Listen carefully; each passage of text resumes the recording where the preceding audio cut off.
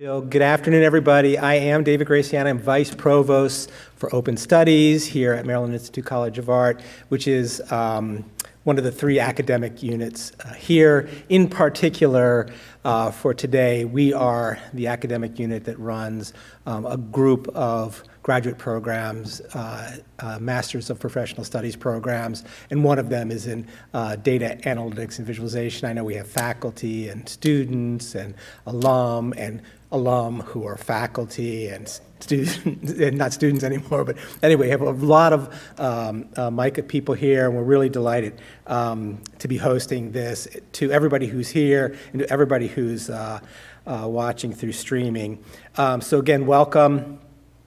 I did want to talk to you very briefly about our college in a kind of historical way before I got into the details of who we are as an organization now.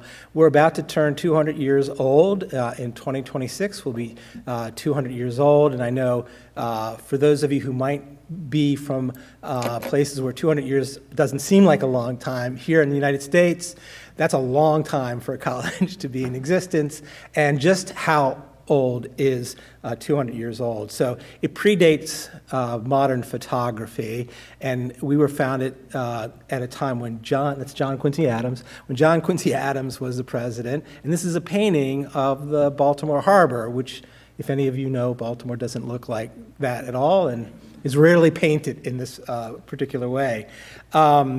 The college was founded originally as a school based on the mechanics movement, which was a movement to help artisans and craftspeople join the Industrial Revolution. It was something that came out of England. Some of you may have heard of Franklin Institute in Philadelphia, which is another school similarly founded on those principles. We were then called the Maryland Institute for the Promotion of the Mechanic Arts, and this was our building in 1826 when we were founded. Sadly, that building burned to the ground mere 9 years later, and we continued to operate, but not in a kind of single location.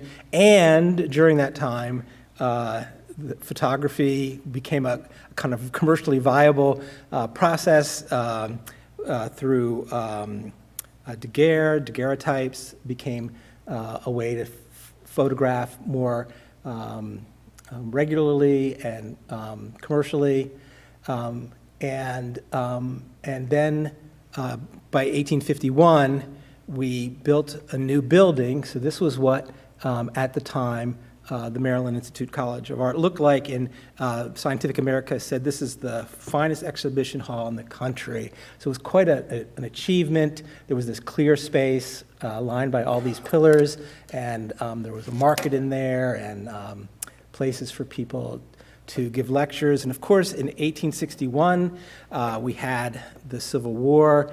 And then also in 1864, Abraham Lincoln came and gave a speech at the college in that space I was just telling you about. And then, this is not a mistake. This is another slide. In 1904, there was like a great Baltimore fire, and 1,500 structures were destroyed, including our lovely building. And by 1907, we had replaced it. So you can see in 1904 what that building, the remains of that building looked like. And then if you walk across the street, you'll see something that looks like this building without the adorable Model T cars and things like that driving around it. It looks like this now. And again, it's directly across the street from where we are now. Today, MICA is a school with over 30 buildings. You're in, obviously, the Brown Center, the one in the far right-hand side, but we are quite a different institution from what we were at that time, and really kind of a contemporary art and design school. The college offers an undergraduate degree, a Bachelor of Fine Arts degree in all of these majors, and then all of these minors. So there's just a really broad range of things that students come to our undergraduate residential programs. So students come here and they live in Baltimore and they study these subjects here on our campus. We also, that's the undergraduate studies is one of the academic units, and then grad studies is another one. And grad studies has also primarily a group of residential programs, best known for their Master of Fine Arts programs that are in a variety of unique disciplines, and then some sort of cross-disciplinary or multidisciplinary areas as well. And then they have a range of Master of Arts programs, one in art ed, graphic design, illustration, social design, and one in teaching. We have a Master of Arts in teaching here as well, which is usually something students sign up for in their junior year as undergraduates and then take an additional year to complete. Our area, Open Studies, is sort of the catch-all for everything not in those two other areas. So we are the part of the college that I like to call the crib to crypt unit. We have children K through 12. We have lifelong learners taking art and design classes. We have professionals like you who might want to learn something new about a particular topic who come to take classes with us to potentially brush up on something important for you, accelerate your career in some way. And then we have a series of grad programs currently. We are about to, we hope, launch a new undergraduate program as well, a Bachelor of Design that will be online. Most of our degree programs, not most of them, all of them, are online programs, and one is a Master of Arts in Design Leadership, which is part of a dual degree with Johns Hopkins University. It's a we call it the Mamba program, and it's focused on design leadership. So students enroll in Hopkins to do sort of traditional MBA program where they'll learn the quantitative and analytical skills of and management skills of a MBA, and then they take classes with us that are really focused on art and design process and thinking, so that they can develop skills to be transformative leaders in businesses and learn in other kinds of enterprises and learn primarily new skills for problem solving, for human-centered design, things that are not traditionally taught in MBA programs. We have also what the programs I mentioned earlier, Masters of Professional Studies program. One is in the Business of Art and Design, which has two concentrations, one in entrepreneurship and one in product management. And then a user experience design program, and then of course one in data analytics and visualization. Yay!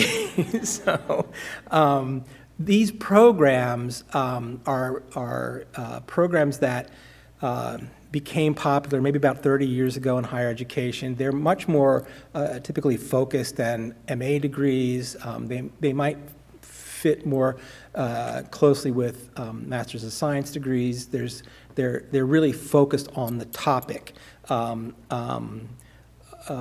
the work of the industry that people are trying to join. So they're very specific to the field, the professional field of study, and so the classes all are focused on that. They are usually where, a lot of our faculty here are scholars and practicing artists and designers.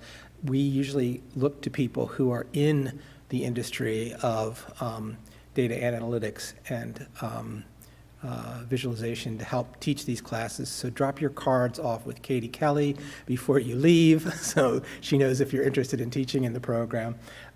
They're online, they're in the evening, they're really designed for working professionals so that folks can continue to work and go to school simultaneously, and they're designed to be generally pretty brief. They're 15 months long.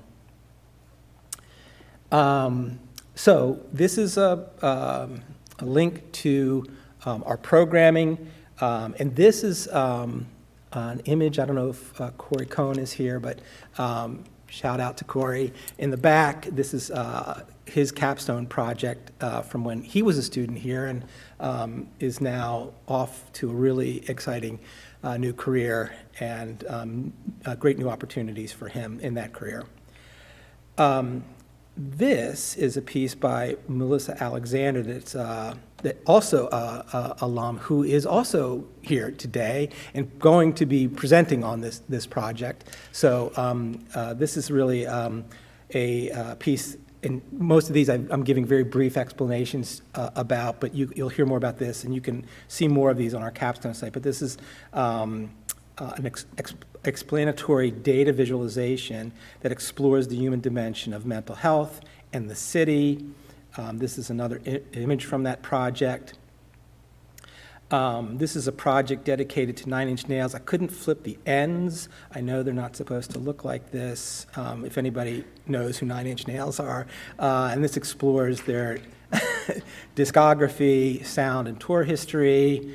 Another image from where the ends are properly flipped. And this is a project which is a digital archive analyzing the interactive website experience, and a digital website experience built with data collected from one woman's records of 30 years of world travel. This is Steph Bradley. Actually, let me just go back a sec on this one. This is Lacey Gray. And with Steph Bradley, this is actually of her grandmother's collection, which is kind of fascinating. Another image here. This is a piece by Annie Pham on the misinterpretation of Mitski, comparing lyrics and content analysis with quantitative music analysis to better understand Mitski's music. And here are the visualizations. And this is by Jennifer Knotts, and it's analysis of women painters in the National Gallery of Art's permanent collection. You can see just a really broad range of topics covered in these pieces, and really wonderful visualizations, much more easy to read and see when you go to our capstone website. This is Jimena Guerrero Alarcon, who developed this with the aim to raise awareness of gender inequity in healthcare by exploring it through the lens of data visualization. She was here last year, or the year before at commencement. She is a student from Mexico City. And this is her visualization. This is a piece by Cassandra Von Kuren. The project visualizes changes in the Multnomah County Library System, which has adopted a new mission and compares itself to a peer library system on a national level. So you can see more of that here. And I'm rushing now because I know I'm running out of time a little bit. This is Charlene Etienne, and this project examines the connection of colorism, texture, discrimination, or amplification bias to historic stereotypes to determine which intersections of the Black demographic is affected. And more of that work. And then this is by Omar Abbasi. What does success look like to drafted players in the NBA? And some of that visualization. This is really the end of the presentation, and a link to capstone projects on our website. There are many, many, many opportunities to see images from a whole variety of students, some of whom, some other people I know are here who are not represented here, who have done really amazing projects. You can see their projects as well. So thank you for spending some time with me on this. I don't know if there's time for maybe one question. No, there's no time for any questions. No questions.